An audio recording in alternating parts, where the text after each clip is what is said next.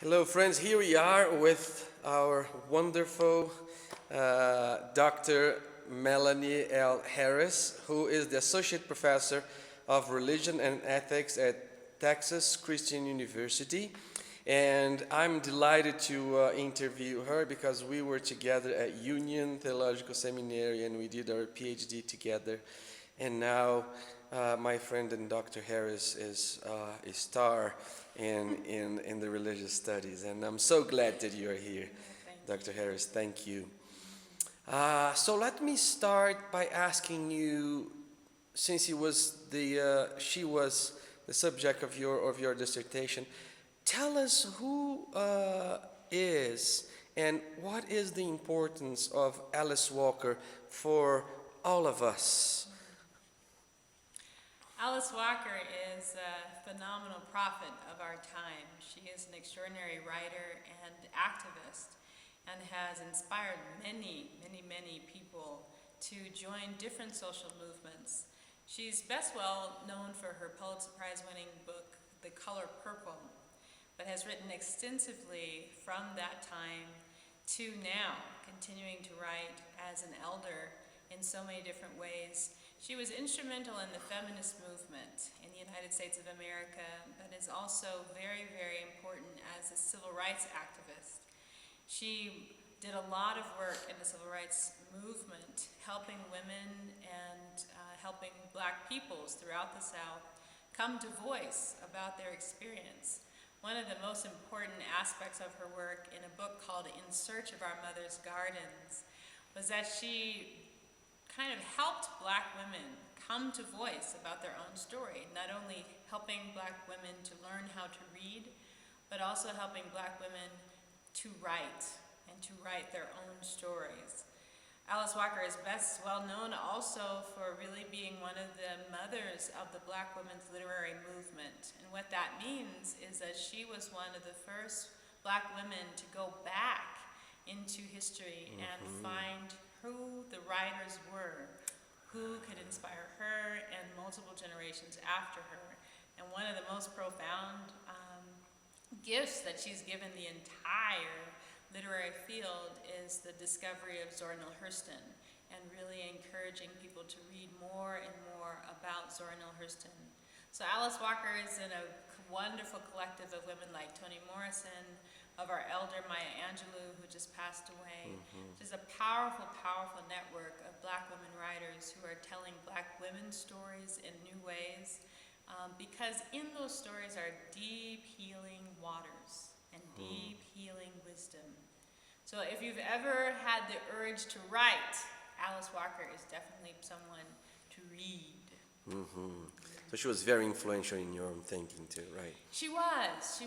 Alice Walker is known as a writer and as a scholar and as an activist in so many ways, but she's also deeply well known as the person who wrote and coined the term womanist.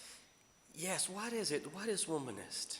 Womanist is a Black feminist or a feminist of color. And the reason why the term womanist is so important is because as Black women and as women of color were beginning to come into their own awareness about social injustice, their own awareness around gender, they really wanted to walk with their own communities. And they wanted to be aware of their whole selves, what we call complex subjectivity. Their whole selves, not just their racial selves, but also their gendered selves, also their sexual selves, also the class, the interclass kind of makeup of Black communities. But they wanted to be aware of all of these issues as a part of who they are and to walk into the waters of justice with each other, but also with others in their community, including men. And at the time, the white feminist movement was not as excited about bringing men alongside them. So Alice Walker is one who coined this term in the late 1970s of being a womanist. And it actually does gather its own definition, in part by representing the power of Black women's voices, the power of Black women's agency, and the power of Black women's tongue and language, which is very different sometimes in that first generation of feminism. Fantastic. And so how it was then the creation of womanist theology. How that happened? Womanist theology and womanist ethics are two fields. Often we understand them as fields in the neighborhoods and in the communities, but also rooted in the academy and also deeply rooted in the church. Womanist theology actually came about as Katie Cannon and Renita Weems, Dolores Williams, Jacqueline Grant. These are all powerful women who were wrestling with the questions of theology and their own identity. So many of them were students in seminary.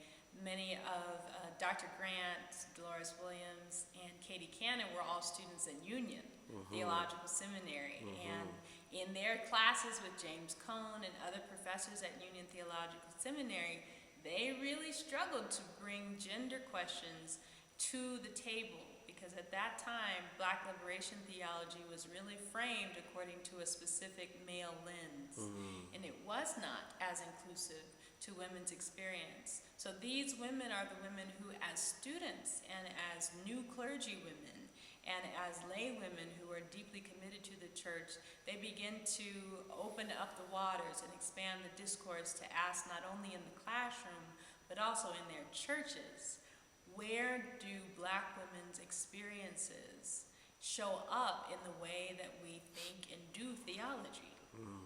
And so the first major essay that came out of womanist thinking is actually written by Katie Cannon. And that essay opened up to a number of other voices, including Dolores Williams, including Jacqueline Grant, on actually taking seriously some of these questions around systematic theology, theological ethics, taking those questions seriously when it comes to listening to Black women.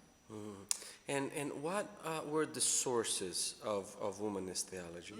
What are the sources? That's a beautiful question. The sources for womanist theology are really Black women's voices and Black women's experiences, and those come from a variety of different places. The voice of the grandmother and a grandmother's love and wisdom and song and poetry and humming, all of those voices, the wisdom that comes from elder Black women and Black women, that counts as epistemology. That counts as valid theological source. It counts as very important knowledge for us to take seriously as we're thinking about who God is, who we are in relation to God, what community is, who we are to be in communion with creation. So womanist theology allows for Black women's voices and experiences in life to be central to the way that we think about God.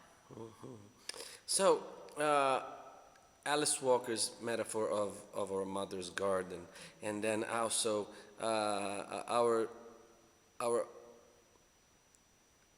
mother's kitchens, also as two places where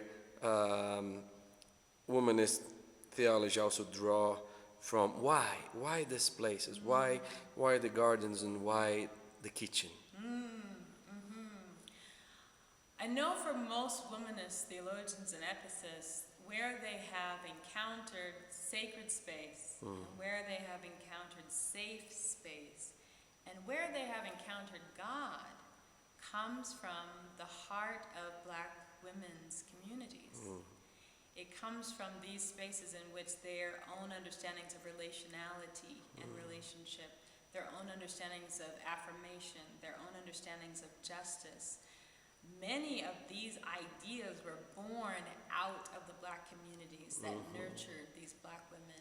So going back to the civil rights movement and some of the writings, the original writings of womanist theology and ethics, most of that theology touches upon the wisdom that many of these Black women received in their own church communities, in their own faith communities, in their own families, in their own neighborhoods, and begins to show us how important these communities are, how important the religiosity of these communities are, but how important it is to keep wrestling with these communities, these faith communities, and these ideas, because in some cases, such as in Christianity, there are some very dualistic ideas in the tradition that actually keep women silent and keep women oppressed. So womanist theology is a chance to try to combat those voices, those dualisms, and speak back into Christian tradition to say, what is liberating here? What is life affirming here?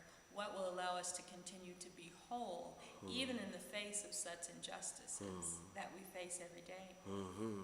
And one of the wonderful things I think womanist theology has recovered from us, especially because of the African descent, is the sense of the ancestors.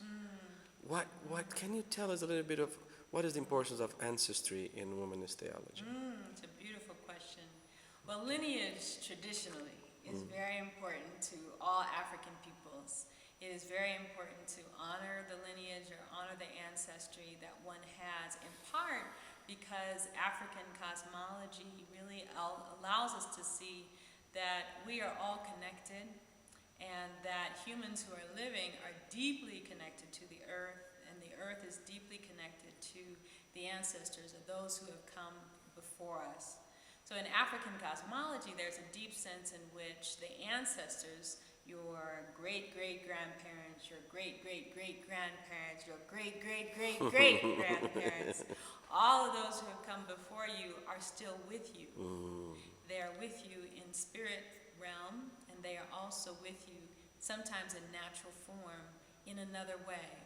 So the voices of Sweet Honey and the Rock often sing about how important it is to listen to earth and listen to the crying baby and listen to what may seem like a coincidence, because it may be an ancestor trying to get your attention or trying to say, I am here with you.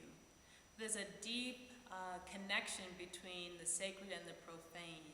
There's a deep connection between the spiritual and the natural world in African cosmology. And I think you'll find this in most African traditions, not just the African American kind of black church tradition, but in Afro-Brazilian tradition, in Candomblé, in Yoruba, in many African indigenous religious traditions. You see this connection between the ancestors and the people.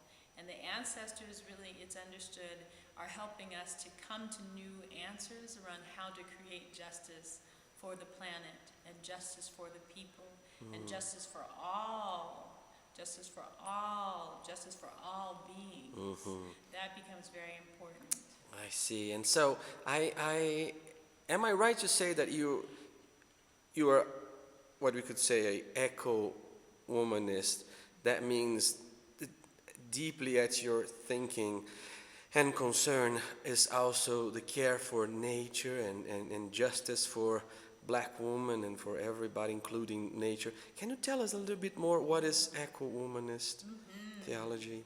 Sure. Or ethics or religious? Yeah, eco-womanism is an approach to earth justice or environmental justice that centers the voices of African and African American women and features the contributions that these women have made to the environmental justice movement. It looks not only at their experiences, but also the work that they have done to try to create wholeness in their communities, wholeness in themselves, and as they do that, wholeness for the earth.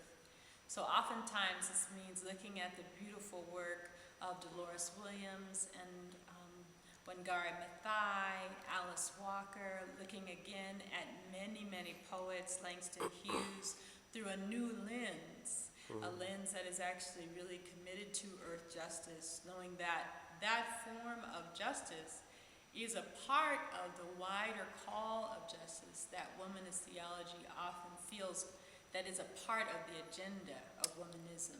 I see.